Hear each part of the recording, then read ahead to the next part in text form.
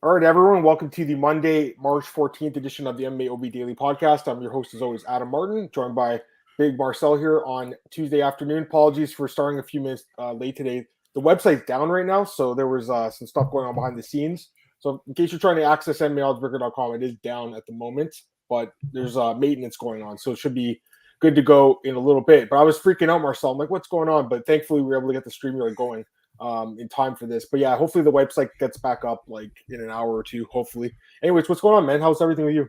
Yeah, good, man. I was chilling in my bed, was looking at my phones a little bit, and then you are like, we should have this up in a second. I was like, in a second? Isn't it an hour? And then you're like, oh fuck, you guys had daylight savings time again, and we have it in 2 weeks. So there's Yeah. always this country, man, about the daylight savings times. I absolutely hate it. Last time I was even sleeping when it started, actually. So, yeah, I'm happy I'm at the beginning of the show this time, and yeah, man, how are you?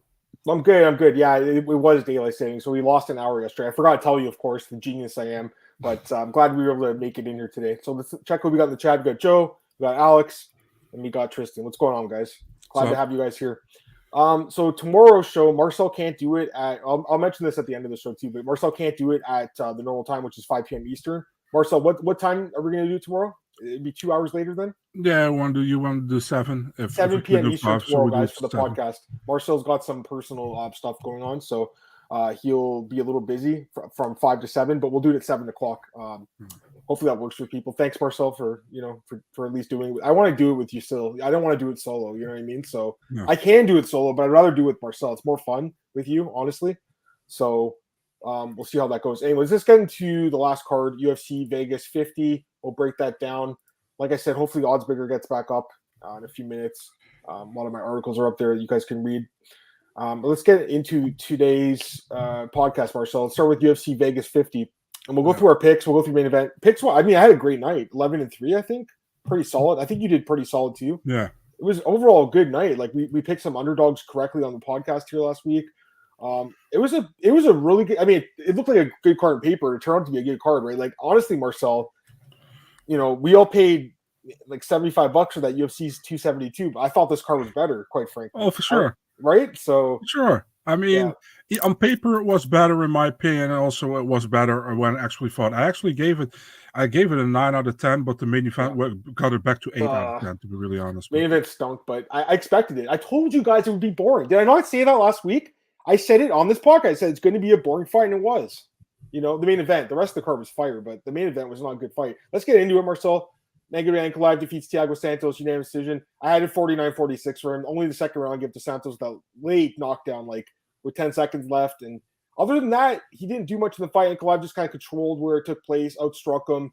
Very low volume fight, just like the Johnny Walker fight. Not a lot of fun to watch, Marcel. I wasn't super impressed by either guy, but at the same time, Ankalaev, he gets the win here. Now it's 8 straight wins. So, or excuse me, 8 straight wins, 8-1 record overall. He would have had 9 straight wins if he beat Paul Craig. One more second, Marcel had 9 straight wins.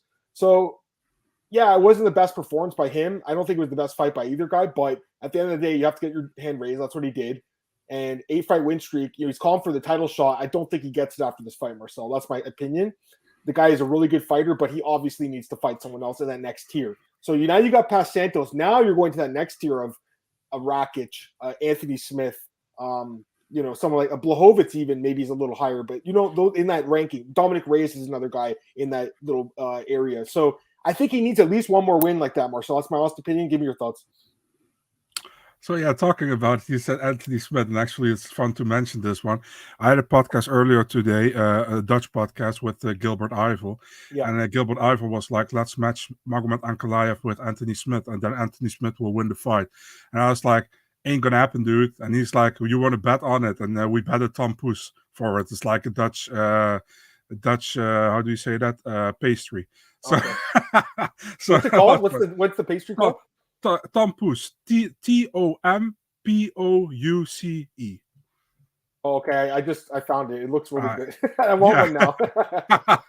So we bet on that. But about the fight, I mean, wasn't a great fight, to be honest. It was like Santos was looking for that real big shot that landed one time in the second round, and Ankalaev was really waiting to counter Santos, but Santos didn't do jack shit, So it was like it was like two fighters. I had the feeling Santos could let it go, and Ankalaev was really waiting for Santos to do something to do what. But the thing is, if not a lot happened, you got to look at cage control. As much as it sucks, you have to look at cage control. And Ankalaev was controlling pretty much the fight, was walking forward, was trying to cut him off, but didn't do a lot.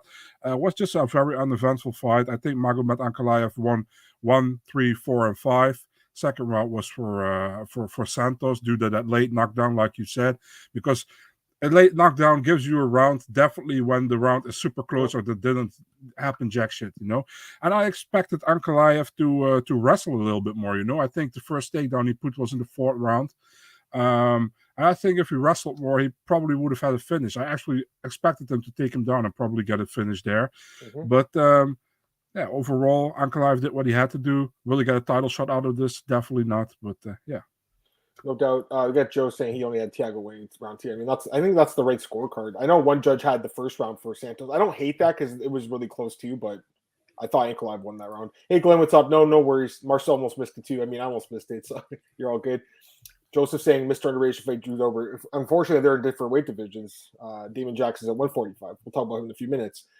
Hey, Marcus, what's going on? He says, I think Ankalaev fought smart after the second round scare. If Smith fights Ankalaev, I think Smith loses. What do you think will odds would be to Smith or Ankalaev?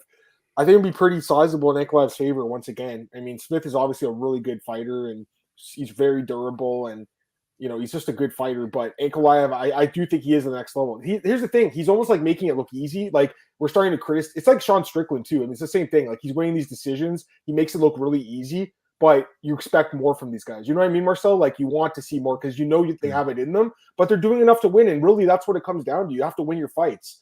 Especially after getting dropped in the second round. I mean, he didn't want to get knocked out after that. What are you going to say? Go ahead. It's high level as well. This is top of the division. Fighters in the world. I mean, it's not like you're at some regional show. You know what I mean? This is high level. These are the highest levels guys. They don't have holes in their game, man. Like even their holes are so small. Yeah, Santos always dangerous. He can knock you out with one shot. He can do it. He didn't do it, but he can do it. So you always have to take that in mind. Again, was it an eventful fight? Definitely not. No. But was it a very necessary win for Ankalaev? Yeah, for sure, man. This is a big win, I think, for him. Yeah, the crazy thing is, like, Thiago, okay, so he knocked him down. He also knocked down Glover in their fight and lost the fight. So he's had fights recently where he's dropped the other guy but ended up losing still, which really sucks. But that's MMA, right? And we've had that happen a few times in this card. We'll talk about that other fight, the Dober fight, in a second. But yeah, overall, I mean, like, he got the job done. It wasn't a great performance really by either guy, and I think it doesn't get him a title shot, gets him one of those top 5 guys. So everyone's talking about Anthony Smith. I think that makes sense, so I'd be fine with it. But like I said, Reyes would make sense. Blachowicz, Rakic. Someone was asking about Rakic. It's because he was supposed to fight Blachowicz and the fight got scratched, right? Is that what happened? It's in the works for May 14th to headline main event or yeah in Vegas maybe, or probably in Vegas, May 14th. So we should mention, obviously, they're going back to crowds now, guys. We're going to have London this week. We're going to have Columbus next week. We're going to have fans. It's going to be awesome. I'm going to love it. He was saying Mr. Underrated to face Burgos Caceres. Yeah, we'll talk about that guy in a few minutes. That guy's very good. That Mr. Underrated guy that Marcel likes to give the nickname to. I think it's better than the Leech, honestly. I think it's a little better. Because you already have Li Jing Liang as a Leech, too. So Thiago got robbed. You want to Ankalaev to finish him. Magomed refused. That's funny. No, Thiago just doesn't really have that pop like as much as like he used to. He could still knock you down. There's no doubt, but he just doesn't have it. I don't know what's missing. Like, but he's losing these fights. Like they're close fights, but he's losing them basically. After that awful knee surgery he had after the Jones fight, he never really came back the Thiago Santos that he was before. He still has that cheat code power. You know what I mean? But he doesn't feel like the same fighter anymore. And the thing is, I think the Thiago Santos that fought John Jones before the injury would have never lost to Glover Teixeira the way he did, or against against Johnny Walker. Or Johnny Walker, he won, but he would have put a better fight on. Just like the Ankalaev fight, he would have put a better fight on. So I don't know, man. Yeah, I mean, I was one of the people that scored. I thought Santos won the fight against Jones. Personally, could have been. Yeah, it was very close. I think 3-2 was super close, but. Since then, like you said, the double knee surgery, he hasn't looked the same. That was 3 years ago. Yeah. What happens in 3 years, guys? Like world changes so much. Like This is pre-COVID. He had that fight. Like, it was so long ago. What world was that? It's crazy when we now looking back at 3 years. Dude, it's crazy. It's pre-COVID. It's like it's crazy though, right? Like the last 2 years, I feel like it's just a different era of life. The last 2 years, like it's just everything's been different. Anyways, all right. So we talked enough about the main event. I think let's go to the co-main event. Song Yadong knocks out Marlon Moraes. I mean, Marcel, this was such an easy call. This was an easy call. I haven't felt this confident about a fight in a while. I felt like there was no other way this fight ended other than Yadong knocking him out. And the fight went exactly the way I thought it would. It was very quick. First round, brutal knockout. 2 minutes in. Fourth straight loss by knockout for Marlon Moraes. Marcel, fifth in his last 6 fights, he's lost by knockout. I don't think he beat Jose Aldo. Was that fight? I don't think he won that fight. I think he's on a 6-fight losing streak right now. He has been fighting elite guys, but he's been losing Marcel. But to me, again, it's just, guys, Marlon, he's a good fighter. He's fighting tough level guys. I get it. It's just, it was more about Yadong just being an absolute monster. I mean, the guy's only 24 years old. Look at his record, Marcel, now in the UFC. 8-1-1. That is a fucking great record for a young guy. He's 24. He has multiple wins in the top 10, top 15 now. This is a huge win for this guy. I mean, again, it's a fight he should have won. It was a really good stylistic matchup for him, Marcel, but it's a huge win, huge name. And it sets him up to fight anyone in the top 10 now, and he wants to fight Dominic Cruz. That's the fight he wants. And if he wants that fight, I say give it to him because that's a great fight. I don't think Dominic Cruz takes it, though. I think Dominic says, nope, I want a veteran, But I think anyone in the top 10 now makes sense for Song Yadong after this win, Marcel. It's a huge win. It's a big win for his career. It's a big name on his resume. I really like this guy. I think he has championship potential. He's so good. And remember, guys, it was 1 year ago. Me and Marcel were on this podcast. I told you Kyler Phillips beat him, and he did. And since that fight, this guy has got back in the gym, and he's improved his game. He's gotten better. He hasn't gotten worse. He's gotten better. And I love to see that for a young fighter, Marcel. This guy's getting better every fight. So give me your thoughts on this fight. Give me your thoughts on Yadong and Moraes. Go ahead. I'm going to be honest with you, man. Before the Julio Arce fight, I wasn't really high on Yadong, man. I felt like he had a lot of luck with decisions going his way. The Stamen draw, which was clearly a Stamen win. The Vera win was a loss, in my opinion, So I saw the potential, but wasn't really high on him, And I think against Julio Arce, he showed beautiful striking, he fought so well. And I think, listen, man, Julio Arce doesn't get enough credit from people, he's super technical and he did amazing against him. And now against Marlon Moraes, man, you saw the 3-punch combo where he knocked him basically out with that uppercut. It's amazing. I like the Dominic Cruz one. I feel like it's funny, it's pretty much, I'm sure Uriah Faber was like, hey man, if you win, say you want to fight Dominic Cruz. Let's get the Team Alpha Male Dominic Cruz rivalry get back on, There's a storyline there. And it's a big win if you win against Dominic Cruz, former champion by many people thought as the greatest of all time in the bantamweight division. So that's a big win either way, So, but for Marlon Moraes, man, the dude has a win by knockout in the first round against the current champion, Sterling, It's crazy what happened to him. He lost 5 of his last 6, all by stoppage. And yeah, you're right, man. I think the Aldo fight he also didn't want. What's next for Marlon? I honestly think that he could do well in PFL, man. I think he could do well there. So I don't know how many fights he has left on his contract if the UFC wants to continue with him, but I think maybe some turnaround, go to PFL. He actually came from the WSOF back in the day, So, I mean, I think would be a perfect fit. And right now, there is nothing for him to win right now in the UFC. He has like 5 of the 6 losses of his last fights, and he's now losing to up-and-comers with Merab Dvalishvili and Song Yadong. So, yeah, I don't see it. I don't see it very. How do you say that? Very bright for him in the UFC at this moment. I agree. I'm just looking at the rankings right now. I mean, I think he loses to most guys in the top 15. Honestly, right now. One guy he could beat is Rafael Santos. They fought twice, I think, in the UFC. They could do a trilogy fight. That would be interesting, right? I think Santos won a split decision in his debut, in Moraes' debut, and then Moraes finished him in the second fight. You could do that fight because Rafael's in the same spot. I think he's lost multiple fights in a row, right, Marcel? So you could do that fight. Still, really the only fight that makes sense, or else maybe Pedro Munoz. Another guy's lost a couple of fights, but I think Munoz knocks him out too. So that's my honest opinion. Song's a problem. He sure is. Adam, from your sources, Moraes retired. I don't think he retired yet. But like Marcel said, I think PFL makes sense, But yeah, his chin is gone. I mean, it's been gone for a while, quite frankly. Too bad Marlon didn't lose sooner. Marlon and Bellator bantamweight. That's true. That would have been good too. But again, the chin is just gone, and it's like a warrior without a shield. You know, you're a warrior, right? You got your sword and your shield. When you don't have a chin, you're just walking with the sword. You don't have a shield. You know, Marcel, like you have to have the shield too. And that's what Drew Dober has. We'll talk about him in a few minutes. He's got the shield. Only disappointing thing with you, Dogs, he's been UFC for years, still uses a translator. You mean interpreter, Glenn? Interpreter. He's going to be upset. It's got to be difficult, man. I mean, imagine we have to talk Chinese, or how do you say that? Mandarin? It's not easy. I mean, it would be nice to see him try, though. I agree with him because, you know, I look at a guy, Guido Connetti, he just did an interview with the media, and it wasn't the best English, but he tried. He tried his best. This guy's not really trying. So I'm kind of with you, Glenn. You know, if you really want to make that push in America, it does help to speak the language. There's no doubt about it. But for me, it's like whatever. As long as this guy can fight, I'm cool with it. Whatever. You know what I mean, Marcel? At the end of the day, that's what I care about. Well. Yeah, that's what I care about the most. I think Song's top 5 next year, probably. I mean, the guy's good. Hey, Hype, what's going on, man? Glad to have you here. If you're managing Marlon Rice, who'd you book in to fight next? Like I said, I think a Sunset makes sense, right? He doesn't have knockout power. They can do a trilogy fight. Go ahead. If I'm managing Marlon Moraes, I think Kamaru Usman would knock out Canelo Alvarez in 3 rounds. Yeah, exactly. I know that was. Alex says, I love Marlon. His downfall is heartbreaking. I do think he retires, and I hope he retires and starts coaching. Maybe, but I don't think so, man. Because he was in that camp in like Thailand or something for like what 3 months, like months, and he was hungry. He was like saying all the right things. He looked like he was in great shape for the fight. So I think he still has his heart in the game. It's just his body is not able to handle the punishment anymore. You know, so it's unfortunate. You know what's crazy about him, Marcel, is that he actually started his career 2-2 with 2 knockout losses, right? And he didn't get knocked out after that for like over 10 years, and now he just gets knocked out every fight. So it's kind of crazy, actually.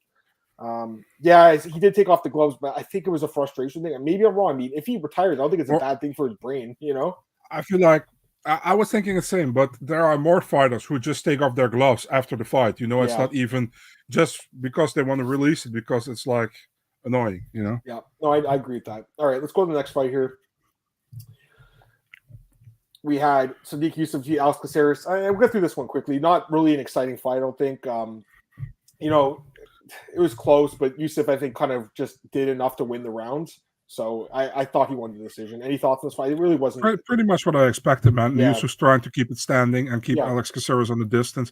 And Alex could do some good stuff in the first round, but second round. Who did you give the first round too? Who did you score for? I still gave it to Yusuf. Yeah, so did I. Even with the back take, I did too. Yeah. I was the same with you. So I had a 30-27 for him. Yeah, me too. But Caceres was very much in pain with his leg. So I mean, it slowed him down, and I think it was the second round. It was just the leg was really compromised. Speaking about like nasty leg kicks and stuff, Khalil Rountree, you both picked him as an underdog, I believe, Marcel, last week. I wish I was more confident to lay some significant money on this guy because he made this look easy. I just wasn't sure what to expect from Carl Robertson, but I still don't really understand why the odds were the way they were. It didn't really make sense that Robertson was favored. I mean, the guy's accomplished nothing in the UFC. At least Rountree has some knockout wins, and he gets another one here, Marcel, and just an absolutely brutal knockout. I mean, a kick to the body on the ground, just absolutely brutal and vicious and nasty, and just all the rage you unleashed with that kick. Man, that was nasty. That was just a great knockout. Give me your thoughts on Rountree, man. For the people saying, like, this is something new, you guys haven't watched Khalil Rountree's getting in the UFC house. Yeah, in the Ultimate Fighter house. Yeah. I mean, he did that as well. And I think he gave multiple kicks to that guy he delivered. And they were the same kicks. Were very nasty. I think Nasty Khalil is somebody who can come far in the division. You know, if he is focused, he got so much power, man. He is very athleticism is good. And you saw his stance was really different than normally, you know. I like what I saw, and I think a much-deserved performance bonus. I think the first round was a little bit kind of feeling each other out, but the second round, Khalil came out guns blazing, and he put him away. And I was also surprised to see him as an underdog, but I'm glad he took him as an underdog. So, good win for Khalil, man. Yeah, it's a big win for him, man. And again, this is crazy, guys. He's an underdog in two. I picked him in both of them. I think you did too. He was an underdog against Modestas and against Robertson. Mm-hmm. When is this guy going to get some respect? Now, I understand he's got cardio issues and he can be knocked out, but these were good matches for him against guys that are very hittable, and he won them both in spectacular fashion. What's next for him, Marcel? What do you think? He's not ranked, obviously, but very exciting guy. So yeah, I was thinking about, because he now fought a former Glory guy in Carl Robertson, I was thinking about Dustin Jacoby. But on the other hand, I think Dustin Jacoby deserves somebody in the top 15, you know? So that's why I was thinking maybe not, but it would be a great fight, you know? Holy crap, that would be a fucking sick fight, now that I think about it. I think you're right because Dustin's on like a nice win streak or undefeated because he had that draw in there. But what about Dricus du Plessis? Top 15. Who? What about Dricus du Plessis, the South African guy? There are different weight classes. So Roundtree's middleweight. Yeah, of course. Okay. Oh man, Roundtree's. I always wonder if he could make 185. Honestly, I don't think he's the biggest 205er, but I don't think he's cutting down weight. I think Alonzo Manafield. That would be a good fight. That would be good too. That would be a fun one. I'm just looking at the rankings because I don't know if he's going to get a rank guy, but right now 15 is Jacoby, so that would make sense. I'm not sure. I mean, Johnny Walker. Would that be a good fight, guys? Johnny Walker. I wouldn't mind, to be really honest. I think Johnny Walker. If Johnny can't win, then he should get cut. Honestly, right? So at this point, Johnny's just going to have to beat someone. I don't know who it's going to beat. Roundtree's not even ranked. If he can't beat an unranked guy, then is he going to be in the? I'm not saying Roundtree's a bad fighter because he's really good, but just saying. I think Robertson was fair because Khalil comes out different all the time. He does have some mental issues going on, but he's very open about that. And when his mind is right, he can fucking fight, man. When his mind is right. But that goes for all fighters. You got to remember that fighting is most of the game.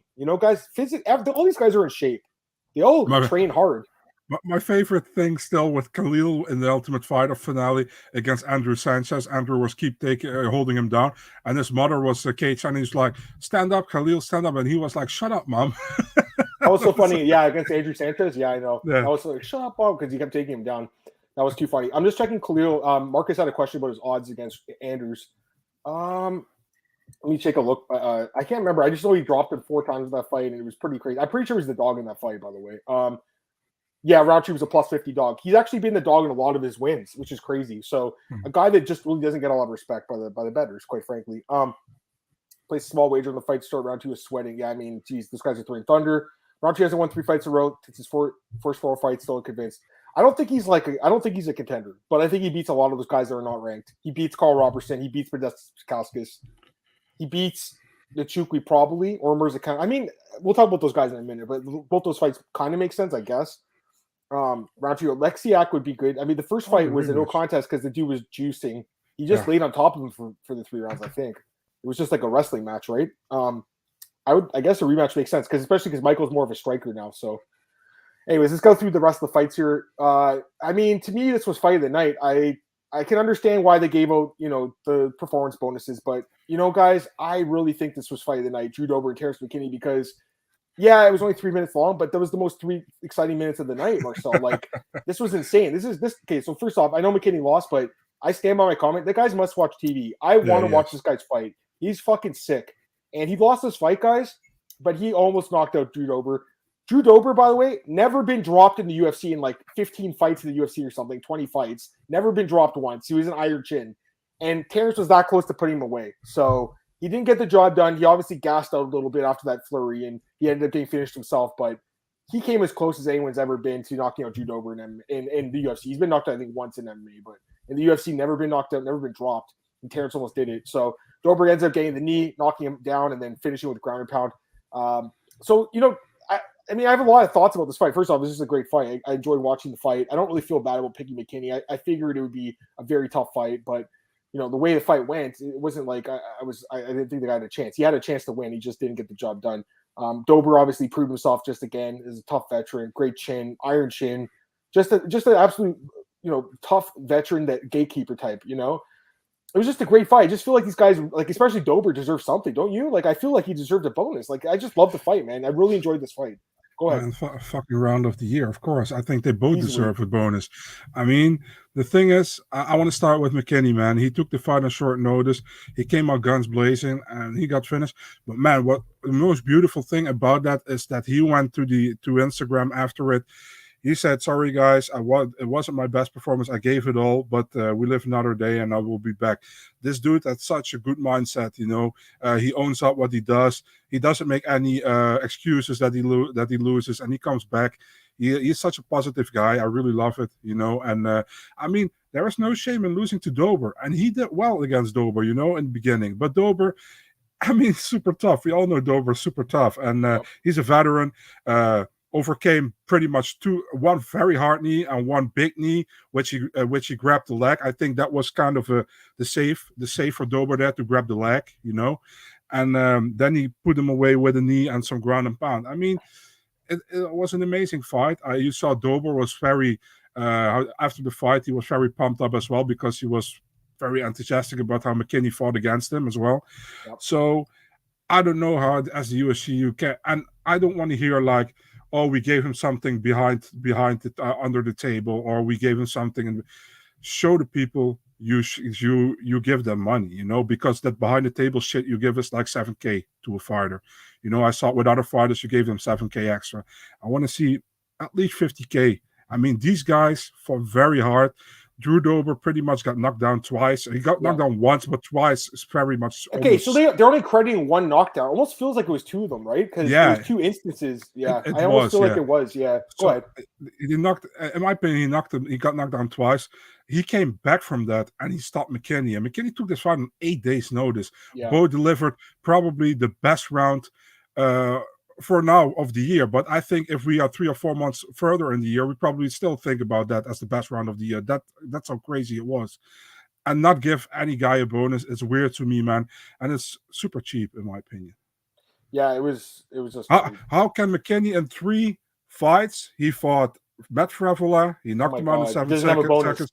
I think you or Cole Shelton said it on Twitter, and he still doesn't have a bonus. I mean, how, man? Come on. I don't know how. I mean, the guy's just, this is what you want out of a fighter, don't you? Yeah. Like, he did get a new contract, so he got some money, but it's not even close to, I don't think, 50 grand. He's probably getting 20 and 20 now. You know, my guess. I mean, I don't know, but you don't, he was probably making 10 and 10 or 12 and 12. Right now, he's probably 20 and 20. I don't know. Maybe he's more. Maybe he should get paid more. Anyways, the fight was great. Dober called out Bobby Green. I love it. I love it.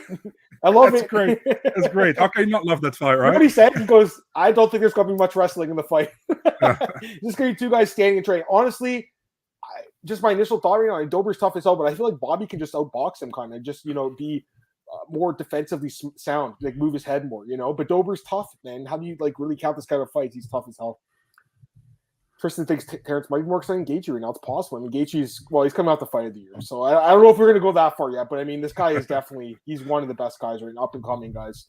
Opening up the main card, Alex Pereira defeats Guido Silva. I think we both called this one. It was a competitive fight, but, you know, Pereira just more technical striker. The reach advantage helped him and everything. So got the job done by decision. I don't think many people expected a decision in this fight, considering how many knockouts they have, but went the distance. I mean, I thought he looked pretty good. I know your tweets are you're a little critical of him. I'm not saying he should fight Izzy next. I'm not saying he should fight Jared Cannonier next, because that's what he said. I think he should fight someone like a Brad Tavares, who's like ranked, I think, third. Right? That makes sense, right? That's the one I made as well, the Brad Tavares fight. Go ahead. Give me your thoughts on this guy. Go ahead. And that's Adesanya also fought his 3rd fight in the UFC against Brad Tavares, by the way. And was a main event. The thing is, for me, is like I don't look at Pereira like the glory kickboxing champ, but I look purely as him in the UFC and MMA. I saw him against Michailidis. The 1st round was just shit. Let's be honest, was not good. You know, 2nd round, he knocked him out. Now against Bruno Silva, he looked good. He's more technical than Bruno Silva, you know? Yeah. He's definitely, and he has a lot of power, but it wasn't amazing. You know what I mean? And it don't have to be amazing. I understand that. But you get taken down by Bruno Silva, who almost never goes for a takedown, who has 0 submission wins on his name, who is he pretty much known as a BJJ black belt, a submission specialist with 0 submissions to his name. You know, I mean, he is also a knockout guy. You know, he's also a guy who goes always for the knockout. So for me, it's like if you struggle with stopping takedowns from Bruno Silva and getting controlled in the 1st round by Michailidis, how are you going to the top of the middleweight division? You gotta be lucky with the matchmaking you get, and the Brad Tavares matchmaking would do well for Pereira. The thing is, if he beats Brad Tavares, they're definitely going to give him someone in the top 5 or top 6, I think. And if he beats one of those guys, you know, he will be close to Adesanya, you know, but how long does that gonna take before he's there? I don't know. And for people, listen, man, he is 35, I think, 34. 34. Yeah, he has some time, you know, but the thing is, Adesanya also doesn't sit still, you know, and we'll see. But at this moment, I don't see it. But the story is there. But Pereira got to keep improving, got to win to come where he wants to be. And then we can do that 3rd fight, you know. First 2 were in kickboxing. But, and Adesanya still has to be champion, obviously, if you want to do that for the title. Yeah. So let me get these comments. Hype says Silva's lane were expected. Well, he did, but again, let's go look at the official numbers. Alex landed 108 significant strikes. Bruno only 59. He essentially doubled him in strikes, guys. So he wasn't getting hit that much. Now Bruno's a hard hitter too. So like, I don't know. Like, it's not like he ever got dropped. I also thought the takedown defense looked pretty good. He stopped what is the number? 2 of 5, I think. 2 of 8. Sorry, 2 of 8 takedowns. He only allowed. So he stopped 6 of them. And I thought some of the sprawls looked really good, like really good sprawls. I don't know, Marcel. I thought he looked pretty good. I understand people's expectations were very high because they expected to finish, but I actually think the guy looks pretty good personally, guys. Like, I think he's improved too since the first fight. So go ahead. Adam, the problem is with that people are boosting him up like the next big thing, right? The guy who's going to beat Adesanya, and then you're going to look different to the guy. Of course, his performance against Silva was a good win. Don't get me wrong, but to say like he has that next big thing to defeat, going to defeat Adesanya. I know he defeated him twice, but it was kickboxing, and it's years ago. It's MMA now, so. For me, that's kind of how do you weigh it? Do you weigh it as a good performance for a guy with a second fight in the UFC, or do you weigh it as a good performance for the next challenger for Adesanya? Because if you go with the first, I agree with you. If you go with the second, I don't agree. You know what I mean? Well, here's the other thing I'll say is this is only the guy's 5th fight. Like, yeah, it sixth is. Fight, excuse me, 6th. 6th. But 5-1. It's his 5th win. It's 5-1. It's only his 6th fight. Like, he's barely fought really. He took a long time off after his first couple fights. Since then, he's 3-0. I mean, I don't know. Like, I think people are expecting a lot from this guy, obviously, because of the hype. But for me, I'm keeping my expectation tempered. I don't know if he's going to be Adesanya, but I know he'll beat Bruno Silva, and I'm pretty sure he beats Brad Tavares too if they match him up with that guy. So we'll see what happens. And honestly, I think he could beat Jared Cannonier. You guys might think I'm crazy, but he has the style to beat Jared. Jared's been dropped in multiple fights, guys. Derek Brunson just dropped Jared Cannonier. That's what I say. Could win. That's what I'm saying. That's what I say to you. Every matchup. Exactly. That's what it is. It's all matchups. Every matchup's different. This was not a bad matchup because he's fighting basically a striker who's like very reckless and wild. He's more tactical in one fight. It's still, hey Andrew, what's up? He said Pereira underperformed, and Silva overperformed. I think it's like more just Pereira not getting the knockout that's kind of throwing people off here. But again, I don't think Bruno's been knocked out, right? He'd never been knocked out before. He's a very tough dude. Got a good chin. Pereira's getting the promo push McKinney deserves. I think, I get what the UFC's doing because they think this guy can probably fight Izzy, and they're looking for challengers right now for Izzy Adesanya. So that's what I think. But McKinney deserves a push. A lot of guys deserve a push. We asked Pereira about a fight with Tavares. He doesn't know who he is. That's disappointing. I did watch the interview, Alex, the post fight, the Apex. I watched them all. You guys do a good job. You got to take out. So if you want to call it Canyon, that's true. Who would you take at Tavares or Pereira? I lean towards Tavares. Takedown defense against grapplers concerns me a bit too much. Yeah, I'd have to think about it. But I just think Brad is kind of getting like. Actually, he might be younger, to be honest with you. Brad, it's possible Brad Tavares is younger than this guy, but he's kind of shot born now. He's taking a lot of damage. He's actually the same age. They're both 34. He's been taking a lot of damage, guys. I don't know. I think he could get knocked out like Edmund knocked him out. But he could grind him out too. That's why I like the fight because there's 2 different ways that the fight can go. One guy gets grinded out, the other guy gets knocked out. It's a good fight to make. Go ahead. I want to ask you. I was watching James Lynch preview show today, and he was mentioning like he wanted to see Pereira fighting a guy like Nick Maximo, for example. How do you think that fight would go? I mean, all due respect to James, I obviously respect his opinion. We'll talk. Yeah, me too. Actually, I should plug it right now. Me and James are doing the Party Shot podcast is on Wednesday, 5 p.m. Eastern. It's on his Patreon. It's a fun show every week. Yeah. Awesome podcast. It's uncensored. Yeah, you got Dark Side James, and you got no how do you say that? No filter. No filtered Adam. That's amazing. I love it. It's actually a good podcast. So check it out. You have to subscribe to James's Patreon, which is, I believe, like the less than a cup of coffee a month or something. So check that out. Give the guy a show. He's a good friend of mine. All due respect to James, but I think Nick Maximov should be fighting, another young, unranked. He's only like 24. He's fighting so Petrosky, by the way. Alex is 34. Yeah. Marcel. He doesn't have time. That's the problem. He doesn't have time. The time's not on his side. He's got to fight for the belt soon. That's why I do think they'll give him a rank guy. And I think we all are saying Tavares makes sense because it's an interesting fight, right? Like I would lean Pereira, but Tavares could win. So I think it makes sense. Anyways, let's get these comments. No, hey, what's going on, man? Keep it good work. So pumped for the UFC. I can't wait to talk about. We'll talk about tomorrow. And again, guys, some of you guys came in late. Tomorrow we're going to a later show because Marcel's got some stuff going on. It'd be at 7 p.m. Eastern, right, Marcel? I believe 2 hours later, right? Yeah. 7 p.m. Eastern tomorrow. Great, Marcel, go puck. Yeah, the Parker Stop's great. Me and James, that's our thing. This is me and Marcel's thing. Let's go to the next fight, Marcel. Matt Sevensburg defeats AJ Fletcher. I mean, this fight, I think we all picked Sevensburg, but man, it was close. And he won the fight. I think he won 29-28, but I could see the argument for 10-8 in the first round. So for me, it's either semi-wins or it's a draw. But it was definitely a close fight. And, I think Fletcher's really good. He's going to have a good career in the UFC. Anyways, give me your thoughts on this one. Yeah, man, I was like the first round. It could have been even 10-8, man. I mean, that was possible. I could score the 10-9, but not 10-8 for Fletcher. I think Semelsberger did better in the second and third round. And more of a veteran, more experience, and he won the fight. But was it a real good showing for Semelsberger to go 3 hard rounds against a young guy, against a guy in his debut? I don't think so. I think everybody was like before this fight, why does Semelsberger have to fight a guy who's making his debut again? Why don't we give him a little bit more of a step up? But after this fight, I'm kind of like he probably should have fought this guy because Fletcher gave him a very tough fight, and but still Semelsberger won, so good for him. But he made it a lot more difficult than I expected it. And I don't disrespect Fletcher. I think he's a good fighter, but he's still very young. I expected more from Semelsberger, but he won. But so why I'm even complaining, right?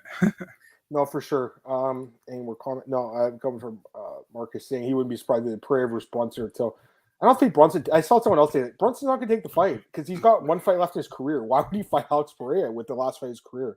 He won't take the fight, guys. It's just not a good fight for him. Till makes sense. Cole was telling me Uriah Hall he thinks would be a good fight. I think it makes sense too. I think Hall is top 10, so that fight makes a lot of sense. We'll see what they do with him. But I'm looking forward to the guy's next fight. I understand that he's kind of been up and down a little bit in the first 2 fights, but I am looking forward to his next fight. Go to the next fight here, Marcel. JJ Aldridge defeats Julian Robertson. I did pick Aldridge by decision last week. I told you guys plus 200 wasn't a bad bet at all, and she got the job done. So if you had more confidence in Aldridge than me, hopefully you laid a bet on that. I mean, that was my lean. I didn't go crazy on her. She was the underdog, but it was like even money. So wasn't like you're getting a huge number on her. But the decision prop again was a really good number. So hopefully people took it. Give me your thoughts on the fight. She made it look really easy, to be honest with you. Go ahead, Marcel. You're muted, buddy. Oh, Marcel's muted. No, you're still muted. You got the little mic. See the little probably click some button. There you go. Go ahead. Yeah, okay, perfect. So yeah, I think like this was, along with the Santos Ankalaev fight, the most uneventful fight of the night. And it wasn't because of Aldridge, because she did very well. I think Jeremy Robertson couldn't get anything done. And a good win for Aldridge. Yeah. The thing with Aldridge is like she doesn't have the charisma. You know what I mean? And that's what some of I know. And she doesn't have it, but she's very good in her basics, but she doesn't have bring anything special. You know what I mean? And that's why she doesn't really get the push from the UFC. But I think she's a very good fighter. Don't get me wrong. I was really 50-50 on this fight picking. You were very convinced in Aldridge. Yeah, I know. I liked her here. Again, I think that the camp she's at, all those girls train together, Rose, Pennington, Tisha Torres, Miranda Maverick, they're all beasts. So, and like I said last week, Julian Robertson is one-dimensional, guys. If she doesn't get you to the ground, she can't win a fight, really. She couldn't. Yeah, so she couldn't. And I will say, I don't know, I don't want to criticize the media, but I thought it was kind of funny that Alex, I don't know if you're still in the chat, but the first question to JJ at the post-fight press conference, how are you feeling? She goes, good, how are you? I thought that was hilarious. It was pretty funny. I'm sure Alex knows what I'm talking about. It was kind of funny. Let's go to the next one here. We got Javid Basharat against. Oh, I got a message here. Nick Kalikas, the man, just messaged me. MMAOddsBreaker.com's back up live, guys. So there you go. Ooh. Back up, Nick. Back up, Marcel. That's Thank God. I was, guys, literally at 5 o'clock. I messaged Marcel. I'm like, what's going on with the website? The website went down. It's been down for the last 45 minutes. I thought we lost everything, but thankfully, we're able to get it done. It's back online now. Thank God, Marcel. I was freaking out, bro. I had so much writing in there. You have no idea. So yeah, the website's back up. Javid Basharat, Trevin Jones. I told you guys Basharat would win. He got the job done, Marcel. He looked really good in this fight. Jones is a tough dude. We saw that again. Very, very durable, but Javid just a beast. Pieced him up for 3 rounds, got the decision. And his brother also got a knockout, I think, a head kick knockout. Also, Alex is laughing. I know. That was funny, Alex. How are you feeling? Good. How are you? I thought that was so funny. There was this guy Drew Dober, like, how are you feeling? Like, my face hurts. Anyways, yeah, so I thought Brashard looked good. Give me your thoughts. I mean, the guy's a beast. Again, guys, it's not, who cares if he's from contenders? It doesn't matter where he comes from. If the guy's a good fighter, he's a good fighter. This guy's a monster. Give me your thoughts, Marcel. Yeah, good fighter, man. I feel like I think I gave him all 3 rounds, actually. I think 1 round was kind of 50-50. He looked really good against Trevin Jones, pushed the pace, clean strikes. I really like what I saw. Yeah, good win. And also much respect to Javid by giving Trevin Jones the chance to somebody passed away, and Trevin Jones got the opportunity from Basharat to say something about it, which is really cool. It's not cool somebody passes away, obviously, but he did a gesture to him. So yeah, I mean, overall, a very good performance for Javid Basharat in his debut, man. Yeah, he's good, man. I like this guy. He's a good fighter. He seems like a decent guy too. Like, yeah, I watched the interview and they were asking him, like, how come you gave Trevin the mic? And he's like, because we're all soldiers in the same sport. We're all reaching the same goal, the same dreams. Yeah, I don't like him. I'm trying to fight the guy and trying to knock him out, but I still respect him and his goals. So I thought he's very level-headed. It is kind of, the whole situation in Afghanistan. It's kind of messed up. He's not allowed to wear his flag to the octagon. But the UFC's very weird about this. It's very weird who they side with in these situations, right? Like, Marcelo, who that's allowed the flag and some of these countries don't. Like, they have no problem with the Russian guys with the flag right now, but anyways, I guess it's a little different situation. But it's very complicated. Let's not get into it. But I do think that anyone, there would be their flag. That's my opinion. If they are smart when they're announcing fights, don't put the flag next to their names. So you don't have the problem with people. There you go. They always do that now. Exactly. You're right. They should just put like the odds instead. Instead of the flag, put like -125. There you go. Yeah, do where they're born, for example. Or do that too. Yeah. Hey, Andrew, what's up? He's saying, do you guys think Basharat can make 125? That's interesting. I don't know. I mean, the guy's pretty tall, right? He's 5'9". There are some guys that are that tall in that division. Like, I think Jeff Molina is pretty tall, and a few other guys, Marcel. But I don't know, Marcel. What do you think? Can he make it? So Mudarji is also pretty tall, I think. I was wrong about Jeff. He's 5'6". Mudarji is one of the other guys I was thinking about. Yeah, who is like one of the taller. Oh, and there's that guy. What's the guy's name? I can't remember now. Isn't Ulanbekov decently tall? Me, I'm wrong. I don't think he's small. No, I think he's big as well. Yeah. 5'7".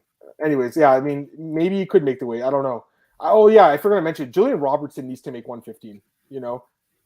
I don't know how she's going to make the weight because she looks like she is already, pretty thinned out. But, guys, if she makes 115, she can beat a lot of girls in that division because of the grappling. But at 125, Marcel, anyone who could stop her takedown, she's screwed. So, Overeem's-born London's were claiming Marcel. Oh, there you go, Marcel. Yes, from Hounslow, I think. Yeah, through. There you go. But I know that Overeem has requested to change his flag because in the beginning it was the English flag, and he requested to change it in the Netherlands. So, Glenn, too bad for you, man. Yeah, no doubt about it. Let's go to the next fight here, guys. Oh gosh, got my screen all messed up here.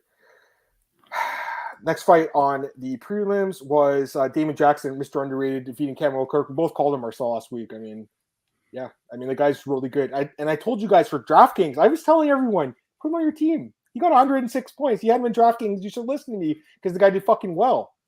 Guy's a beast. Almost all his wins are by submission. He's tough as hell. He gets better every fight. And I feel like he's starting to develop a personality too. Marcel? Yeah. He's starting to develop a really good personality now too. So I like everything about this guy. And I'm looking forward to see what's next. Like, I don't know if he'll get a ranked guy, but I kind of feel like he deserves it at this point. He has some really good wins. What do you think next for Mr. Underrated? Yeah, I mean, what can you say? He looked very good, and he came out guns blazing in the second round by taking him down immediately, and he stopped him, with a beautiful was an arm triangle choke, right? Yeah. Beautiful one, So, yeah, I really like Damon Jackson, that. And, yeah, it's actually funny they showed my tweet on the broadcast with I saw that. Reddit, so you know what? I give credit to a guy like this because he's gotten like better. Because the first time he was in the UFC, he sucked. Quite frankly, he sucked. He lost to Ronnie Jace, he lost to Yancy Jones, both by submission, and then he had this awful draw of this Levan Makashvili guy. It was a horrible fight. It was like, he was 1 and 1 no contest, I think. He was, and now he's 3-1 and 1 no contest. I think like it's a weird record, but he's getting the job done. And if you look at his career, guys, 20 wins, 15 by submission, 18 by stoppage. So he's a finisher. He's a fun guy to watch. I really like Damon Jackson, Marcel. And again, it just shows you again, Charles roasted how good the submission defense is that he didn't get submitted in that last fight because he's never been submitted. You can't submit that guy. It looks like. I'll talk about T. Ortiz fighting Rampage Jack. Is he? Or is it Tito or Rampage? I saw something, but I don't know if that's an exhibition or whatever. Oh, really? So yeah, there is a poster out there. Oh God, I mean, I'm not interested. I'll be watching the UFC London card. But I don't know if that, hopefully that's not what's going on. Oh my gosh, you know what's funny? Yeah, that's crazy. I just like searched that like Tito Rampage on Twitter. And my tweet came up from 4 years ago talking about potential fight Bellator between these guys for 2018. Anyways, let's go to the next fight here. Another wash. I told you guys this would be easy for her because you just take her down. And when I saw the weigh-in, Marcel, Basil like was so tall, right? And I get the reach is good, but Maverick was right there at her chest, like right at her hips, ready to get her down. And I knew that she'd get that double leg and the fight would be over. And it was so easy, Marcel. She made it look so easy. I think this could be it for Sabino Mazo in the UFC. She's 3-4 now, lost 3 straight fights. I think she's going to be released. But I think for Maverick, it's a big win for her. It snaps her 2-fight losing skid. And really, if anything, Marcel, just shows you how good Aaron Blanchfield is because look what Blanchfield did to her in her last fight. So give me your thoughts on Maverick, on Mazo if she gets cut in. It fucking sucked, man, for Mazo because she was supposed to fight Mandy Boom and she would have probably won that win. fight. Yeah. So it sucks because when I saw the Maverick fight, I was like, oh, she does not pretty well against ground fighters, you know, against girls who are good on the ground. So it was an easy pick. I'm not gonna how do you say that? Not gonna say that it wasn't an easy pick. It was an easy pick. Yeah. Right. No, I agree. And I'm seeing this. What is this? Freedom Fight Night? Is that what this is, Jim? Is it something like that? Freedom Fight Night, fighting NFT. What the hell is this? I don't know what it is. I saw it as well, but I don't think it's a fight against each other. This is weird. It says here's what no it doesn't say Tito Ortiz versus Jackson. No. It says Team Tito Ortiz versus Team Rampage Jackson. That's what it says, guys. It doesn't say Tito versus Rampage. It's Team Tito versus Team Rampage. So they're just using their faces and their names to sell this show, which I'm not going to watch. But sorry, did you say Mazo will be cut? You think that's it for her? Yeah, I expected this, but it would suck, you know, because I think she isn't a bad fighter, but she just has a problem on the ground. You know what I mean? She does. So yeah.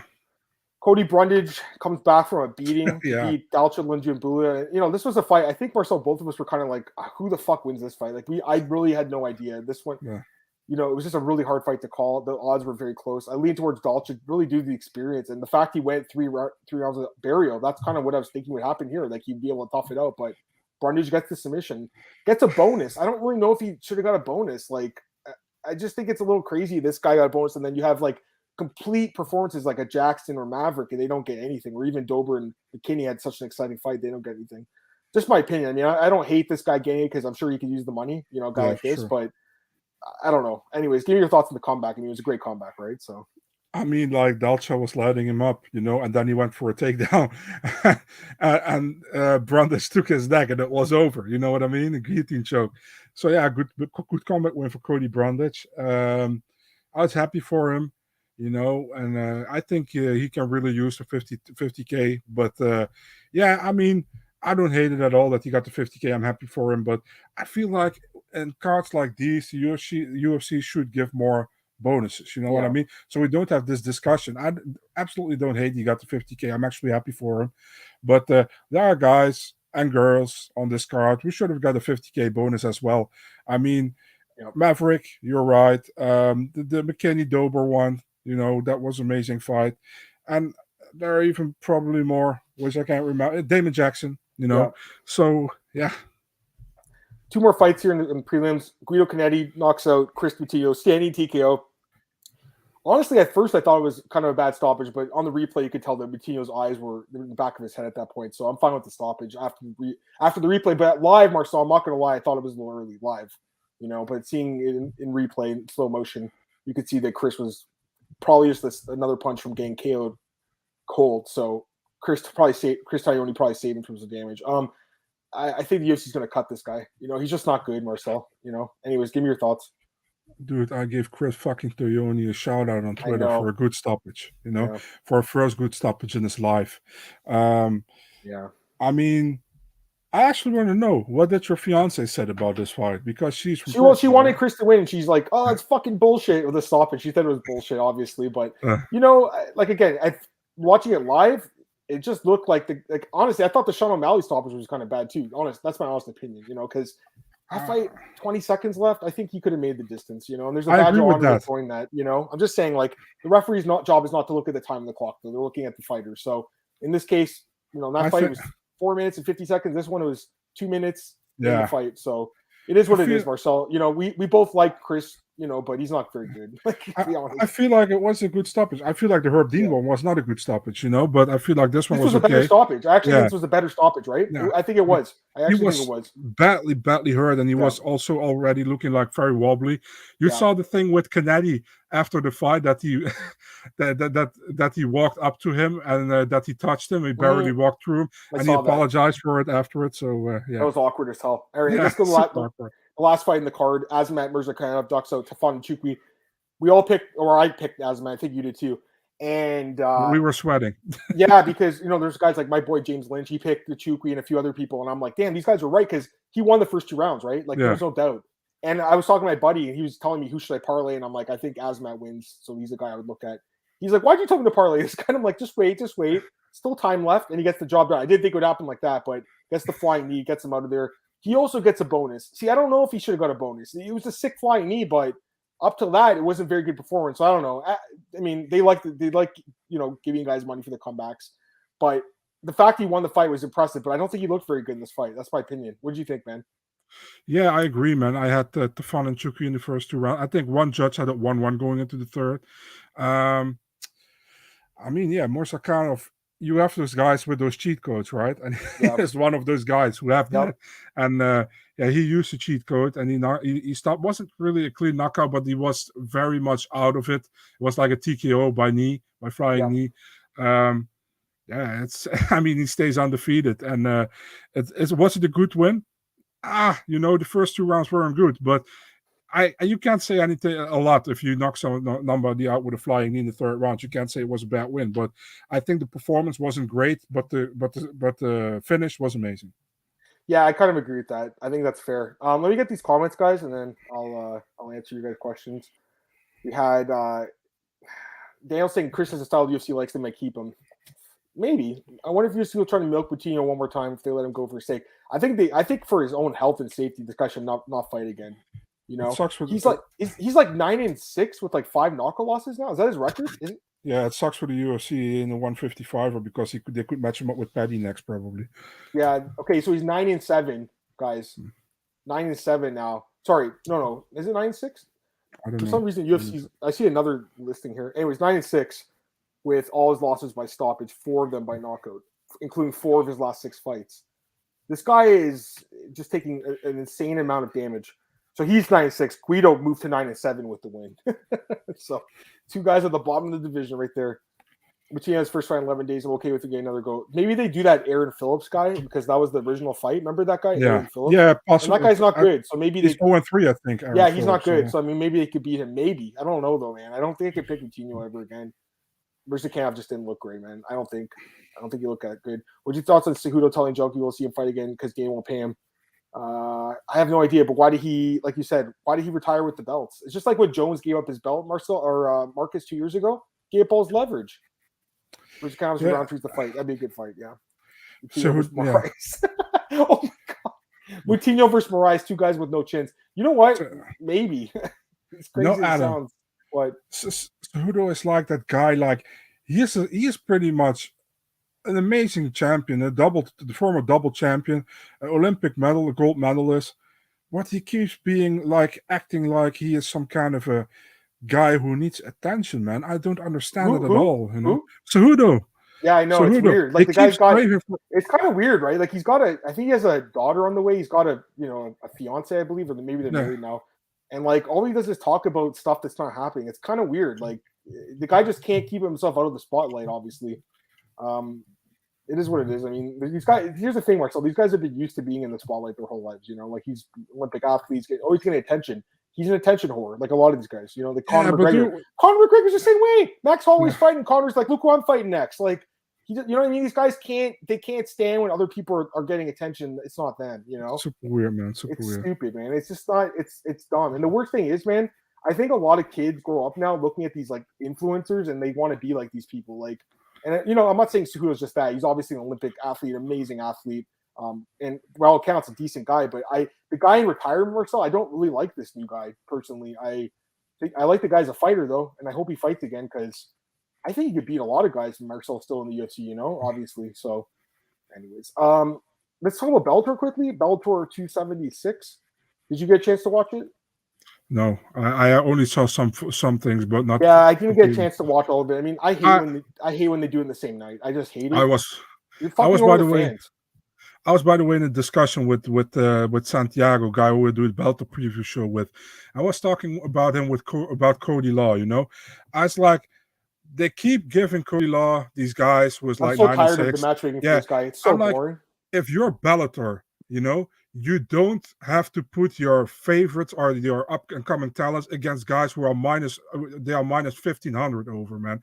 I absolutely hate that. If you are a top level promotion and you want to compete with the UFC, you don't put a minus 1,500 talent guy against another guy. You know, I mean, only minus 1,500 should be like if Valentina Shevchenko fights somebody for the title. You know, then I accept that. He's right with the Rome for all. I agree. It's just boring. It's boring matchmaking, guys.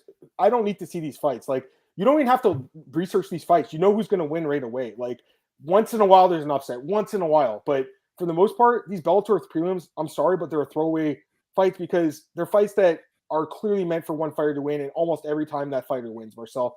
This Cody Law guy, I'm just bored of this guy. He doesn't impress me at all. I got to be honest with you guys. 6-0, and he's beaten 6 guys without a Wikipedia profile. I mean, who the hell are these guys he's fighting? Like, who is he fighting? I'm just not impressed. It's like every time he fights, it's minus 1,500. Like, give him someone that can actually give him a test. The last guy, this James Adcock guy, I looked at his I'm sorry to say it, but I looked at his Tapology profile, and I was like, this dude's getting knocked out in the first round. I'm sorry, but like he sucks. And they keep doing these kind of matchmaking. Adam. We got to talk about Bellator because we're an MMA podcast, but I'm just tired of the Bellator matchmaking. I think it sucks, guys. Honestly, it's boring. Anyway, that's my thoughts.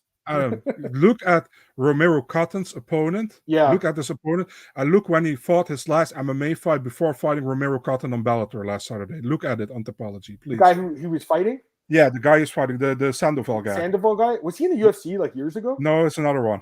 Okay. Oh, he hadn't fought. Dude, he hadn't fought in 12 years. They got some guy for King of the Cage back when Diego Sanchez was fighting for King of the Cage. Drew Fickett. Are you fucking kidding me? Drew Fickett.